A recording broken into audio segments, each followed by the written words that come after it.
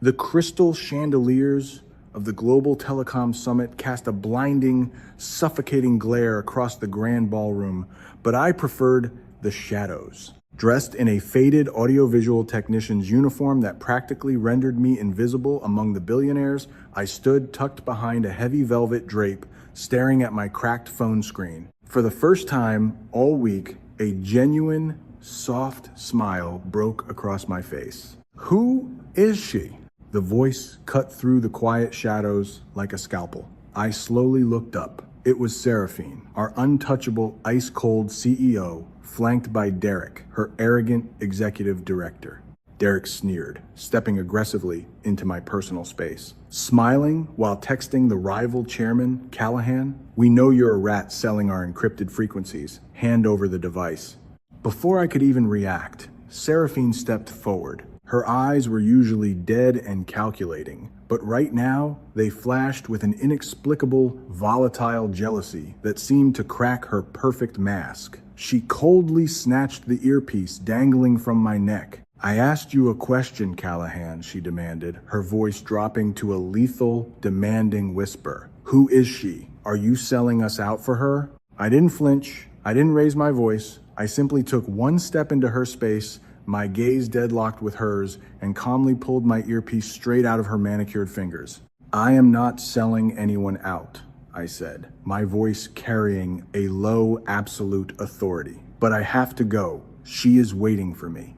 I turned my back on them and walked away down the silent, oppressive corridor, leaving the billionaire completely paralyzed in her tracks. Before the story continues, tell me what state or country you're watching from. Your comment helps this story reach more people. And if this story touches your heart, don't forget to like, share, and subscribe. The elite in this city operate on a very predictable, exhausting delusion. They genuinely believe everyone else is desperate for their money, their power, or their attention. When Derek accused me of selling corporate secrets, and Seraphine looked at me with that strange, wounded jealousy, they were both assuming my universe was large enough to care about their boardroom politics. It isn't. My entire universe is exactly 8 years old, paralyzed from the waist down, and currently lying in a sterile bed at St. Jude's Medical Center. 2 years ago, I wasn't the invisible guy untangling microphone cables or adjusting the lighting for billionaire galas. I was a senior telecommunications architect.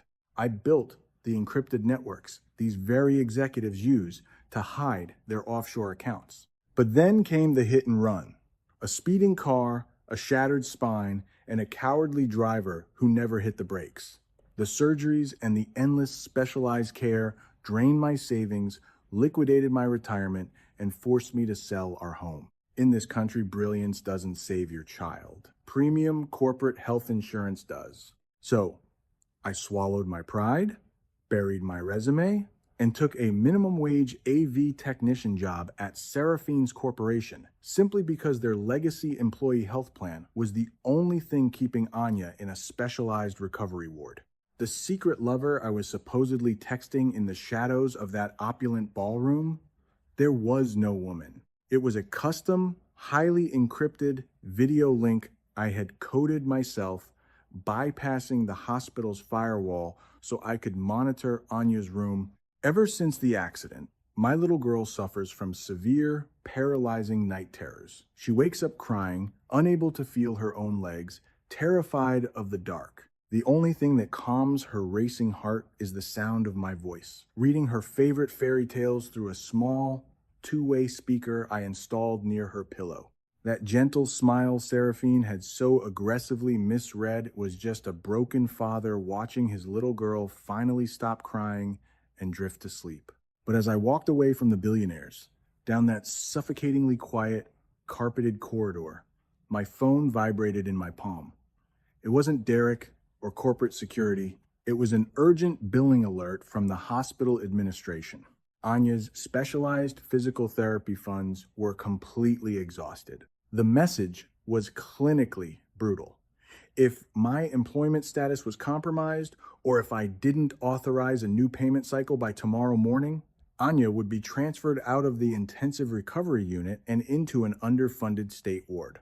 Seraphine hadn't just threatened my pride back there in the ballroom. By threatening to fire me over her own irrational jealousy, the untouchable CEO was about to destroy my daughter's only lifeline. I didn't know what was happening back in the blinding light of the ballroom.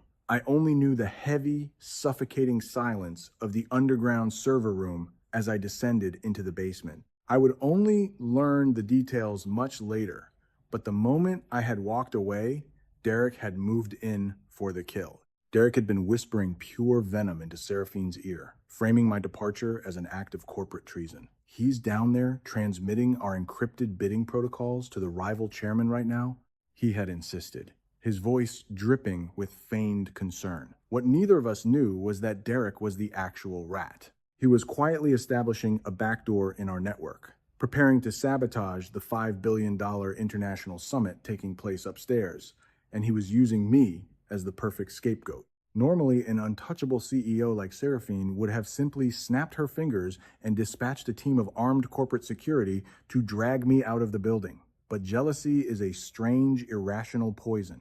Driven by corporate paranoia and an inexplicable, burning need to see the face of the woman I was supposedly risking my career for, she didn't call security. She left the glittering gala, bypassed her executive detail, and walked alone into the claustrophobic, humming bowels of the building. She expected to find me in a dark corner, finalizing $1 million espionage deal or whispering sweet nothings to a secret lover. Instead, her designer heels carried her to the half-open steel door of my cramped, windowless AV control room. Hidden in the shadows of the corridor, the billionaire peered through the narrow crack. She didn't see a corporate spy.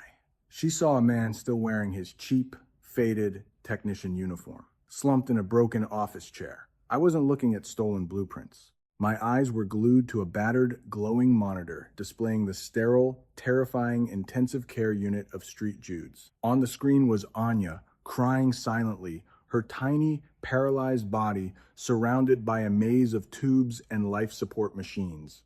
The heavy, oppressive hum of the servers masked Seraphine's presence, but it couldn't mask my voice. Through the crack in the door, the ice-cold CEO listened as the man she had just humiliated began to sing. It was a soft, trembling lullaby, sung through a microphone to a little girl miles away, desperately trying to pull her back from a severe night terror. Seraphine watched my shoulders heave. She watched me press my hand against the cold glass of the monitor, my voice cracking under the crushing weight of the hospital's billing alert I had just received. "It's okay, my brave girl," I choked out, fighting to keep my voice steady for her. "Daddy is right here. I know it's scary, but I promise you, I will never let them take you away from this room. I will fix this. Just close your eyes." Standing alone in the dim, suffocating corridor, the untouchable billionaire froze. The venomous lie Derek had spun instantly evaporated. She hadn't caught a traitor, and there was no secret mistress. She was looking at a broken father, trading his dignity and his life to keep his paralyzed daughter safe. And right there, in the quiet, stifling shadows of the basement, Seraphine's icy, flawless armor shattered into utter, devastating shame. Seraphine was still standing in the dim, suffocating corridor, the weight of her devastating realization pressing down on her, when the heavy silence of the building was violently shattered. It wasn't a fire alarm. It was the harsh, rhythmic blare of the internal network breach siren echoing through the concrete walls. Upstairs, in the glass-walled summit room, absolute chaos had erupted. The $5 billion international bidding network had just flatlined.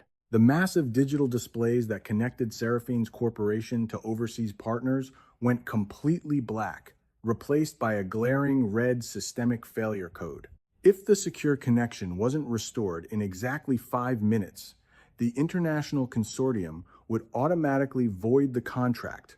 Seraphine's elite million-dollar engineering team was sweating through their custom-tailored suits. They were frantically typing, shouting over each other, completely paralyzed by the sudden collapse of their impenetrable firewall. Standing at the center of the panic was Derek, barking useless, aggressive orders and projecting a masterful performance of outrage. But underneath his loud demands, Derek was secretly thrilled His sabotage was working perfectly. He was letting the clock run out, masking his offshore data siphon, while the company's future evaporated in front of their eyes. Down in the claustrophobic basement, I didn't need to hear the alarms to know what was happening. On my battered AV monitor, I watched the raw data packets suddenly halt. I recognized the malicious architecture immediately. It was a crude, aggressive backdoor logic bomb designed to masquerade as a catastrophic hardware failure. Derek hadn't just framed me. He was executing a corporate assassination. I knew exactly how to dismantle the virus. I could strip the malicious code, bypass the corrupted nodes, and force a hard manual override. But to do that, I would have to walk into that room and log into the central mainframe. I was a minimum wage audiovisual technician. Touching that executive console was a severe federal offense. It would hand Derek the exact proof he needed to have me locked in a federal penitentiary for cyber terrorism. If I intervened, I would lose my freedom, and Anya would instantly lose the legacy health insurance, keeping her in the intensive care unit. I looked back at my private screen.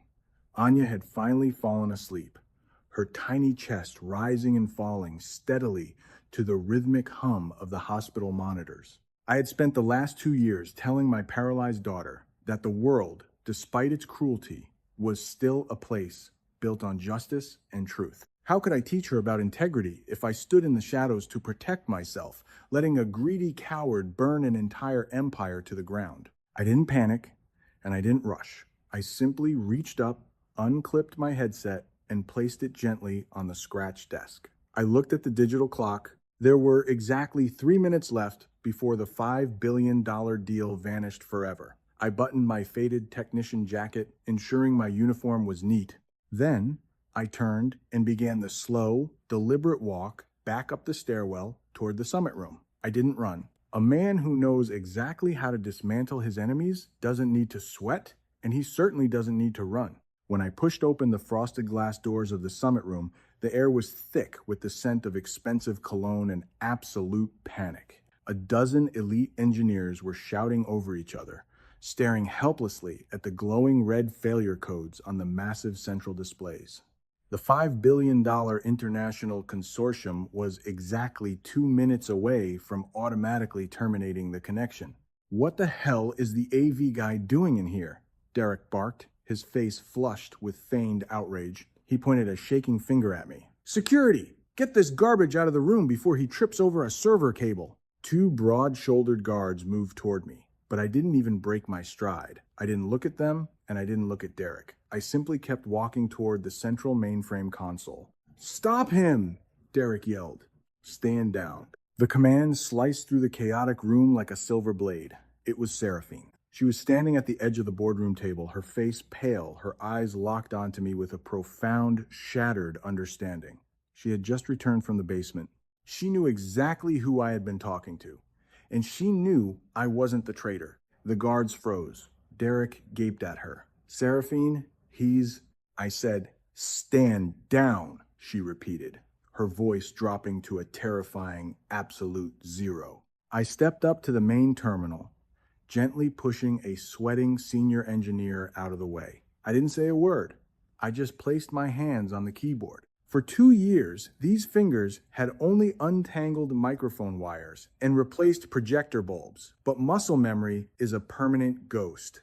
My hands flew across the keys with the blinding fluid speed of a master architect. I didn't try to fight the logic bomb. I starved it. I bypassed the infected nodes, rebuilt a secondary firewall from scratch, and forced a hard rerouting of the encrypted bandwidth. It took me exactly 58 seconds. The glaring red error codes on the massive screens suddenly vanished. The displays flickered, and then, in crystal clear high definition, the boardroom of the international consortium reappeared. The connection was stable. The $5 billion contract was saved. A collective gasp of disbelief echoed through the room. "Brilliant," Derek stammered, trying to quickly recover his composure, stepping forward to take control of the narrative. "A lucky reboot. Now, get back to the basement." I didn't stop typing. "A logic bomb doesn't deploy itself, Derek," I said. my voice low and dangerously calm, echoing clearly in the sudden silence. It requires an internal authorization code to bypass the primary firewall. With 3 final keystrokes, I executed a reverse trace route I had buried deep in my recovery sequence. I bypassed Derek's pathetic attempts at encryption and threw the raw data directly onto the secondary wall monitor for everyone to see. The screen illuminated with undeniable, glowing proof. There were the raw communication logs, there was the backdoor execution command, stamped with Derek's executive credential, and right below it, an offshore banking receipt showing a 7-figure deposit from our biggest corporate rival, timestamped just 10 minutes before the system crashed. The silence that followed was suffocating. Derek didn't scream, he didn't run. The arrogant executive simply collapsed into his leather chair, his face turning the color of wet ash as the reality of a 20-year federal prison sentence crushed him in absolute, quiet devastation. "Call the authorities," Seraphine whispered to her security detail, never taking her eyes off me. Within minutes, Derek was silently escorted out, and the room was cleared.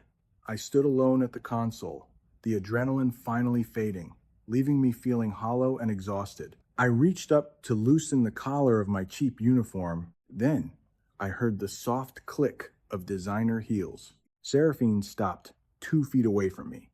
The untouchable, icy billionaire was entirely gone. She looked at my worn technician's jacket and then up at my face, her eyes brimming with heavy, unshed tears. She didn't thank me for the $5 billion. "I stood outside the door," she whispered, her voice trembling with an agonizing amount of shame. "I heard you singing to her.